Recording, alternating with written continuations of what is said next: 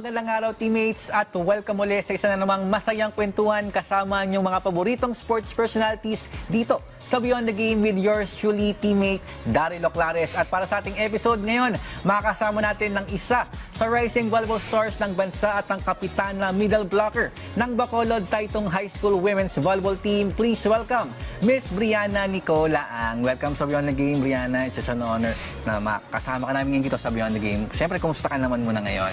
Okay lang naman po. Ito, Brianna, last time kitang nakitang maglaro nung palarong pambansa pa, tapos ngayon nandito ka naman sa Manila for the Shakey's Volleyball League Invitational League. Kumusta ka naman ngayon? Di ka ba napapagod na tuloy-tuloy yung mga tournaments mo for this month?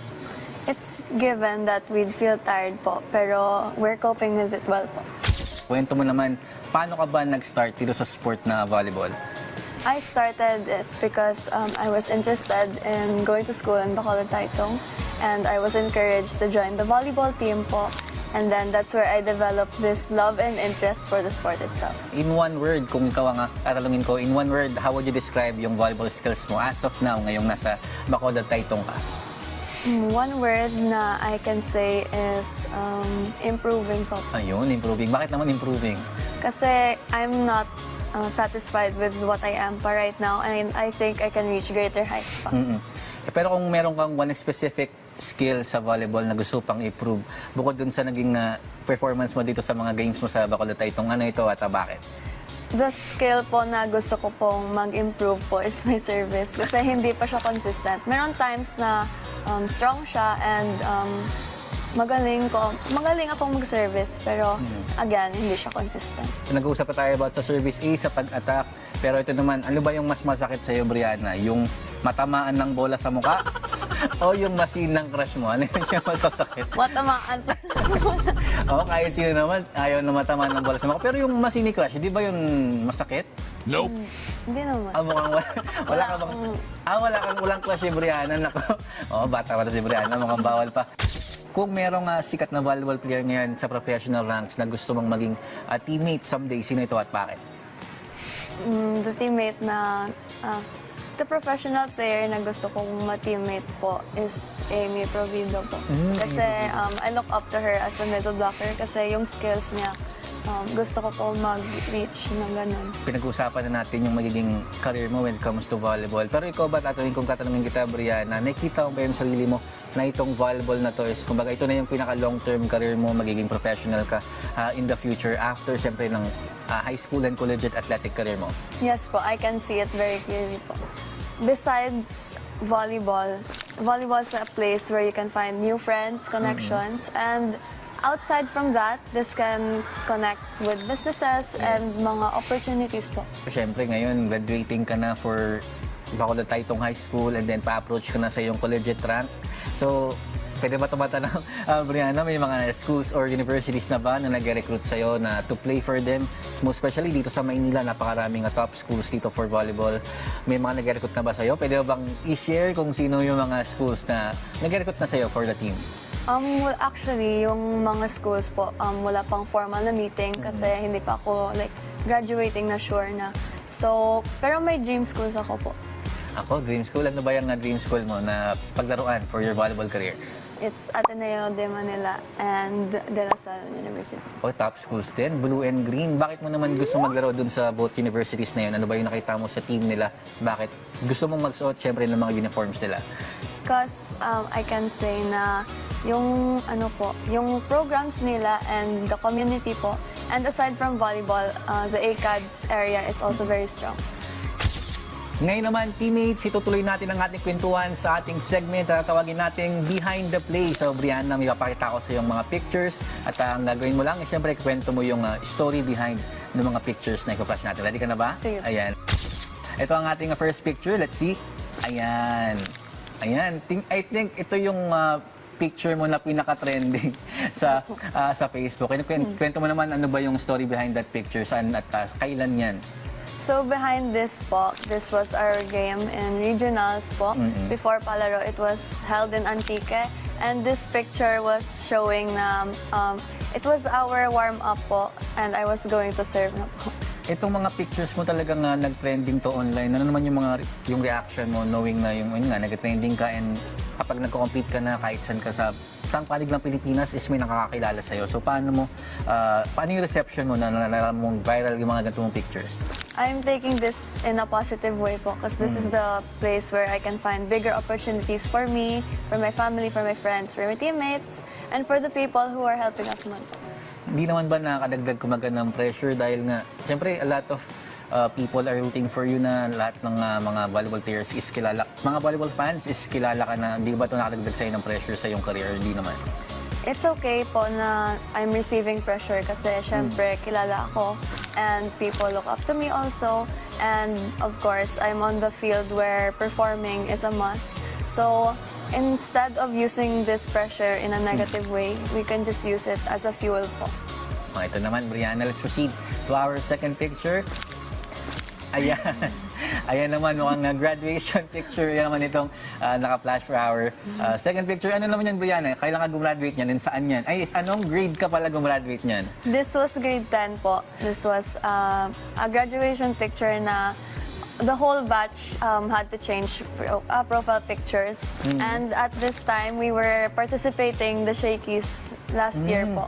Bali, during that time, talagang volleyball player ka na din. Opo. During that time. So, grade 10 ka niyan, Bacolod tayo itong high school din. Ito, ano naman yung, kumbaga, gano'n na nagbago si Brianna from that era, grade 10, kaya graduate mo lang ng junior high school, and then ngayon, approaching ka na sa grade 12 mo ng senior high school. Based on what I observed from myself, from that picture, I can see na nag-mature ako. Ito naman for our third picture, Brianna. Ito naman ang ating ipapakita. Ayan, mukhang recent lang yan sa palarong pambansa. Last month sa Ilocos Norte. Opo. Ito, share ko lang nung dumaan ka sa cameraman namin. Biglang tumakbo yung cameraman namin nung nakita ka. Hinabol ka talaga during that parade. Pero kwento mo naman the story behind that picture, yung parade nyo sa palarong pambansa. So in this picture, as you can see, we were walking and nagpa-parade kami. So the things that I was thinking of at this moment na, wow, grabe, palarong pambansa naman. And like, this is gonna be a great experience for me and for my teammates, of course. And I was very overwhelmed with how much people are supporting the athletes. And I'm very happy that I saw that much people. Ito next year, last palarong pambansa mo na. So tingin mo ano yung nilook forward mo dun sa magiging last stint mo sa palarong pambansa and what are you aiming? I think Agusan del Sur ang palarong pambansa next year. So what are you aiming for that tournament? I'm looking forward to seeing great improvements, not only for myself, but for the team po. And I'm very excited po na to show what I've been working hard for. Ayan, ito naman Brianna for our fourth picture. Pakita na natin yan. Ayan. Mukhang, ayan. Seems like picture kasama mo yung family. And then, dun sa upper picture, hindi ko talaga figure out kung saan ka dyan. Ikaw ba yung nasa gitna? Yes po. Tama, ayan. Yes po. Ilang taon ka ba dyan sa picture na yan? From the picture, I think I can say na around maybe mga 6 or 5 years old. 5 years old, then medyo bata pa. And then, Yes, ma'am. kapatid mo yung nandun sa katabi mo, nasa Yes, pinaka-left. Ayan. And balita ko, athlete din ng iyong kapatid. And athletics pa siya, tama? Yes po. And she plays volleyball din. Siya plays volleyball din, so nasa dugo talaga ng Yes. pamilya niyo ang pagigisang atleta. Pero gaano kalaking impact naman sa'yo, Brianna, yung support ng family mo? Siyempre, ngayon, student ka and then student athlete, tapos volleyball ka ngayon, and then in the future, you will pursue itong career nito. Gaano naman kalaki yung suporta ng iyong pamilya dito sa path na tinatahak mo ngayon? I mean, I personally, I wouldn't be here to where I am without their support. So, what I'm reaching right now is a great milestone for me and for my family. So, not only is this achievement for what I've worked hard for, but it's also for them po. Ayan, ito. For our, I think, fourth picture na ito, pakita natin dito sa Behind the Play. Pakita naman natin yan. Ayan, mga palarong pambansa rin yan. Ang haba ng pila. Actually, nakita namin yan, sobrang haba talaga ng pila. Parang may pila ng ayuda. Parang may pila ng ayuda for that specific picture. Kwento mo naman, anong nangyari dyan sa picture na yan at ang haba ng pila. So in this picture, we just finished practice. We just finished with a game po. And then we had to go home na. Pero I've seen the people sa tabi ng van. Tapos I was called na I would like see some fans. Yes. And then I went there naman and I entertained them po. I met a lot of people and they were also really nice.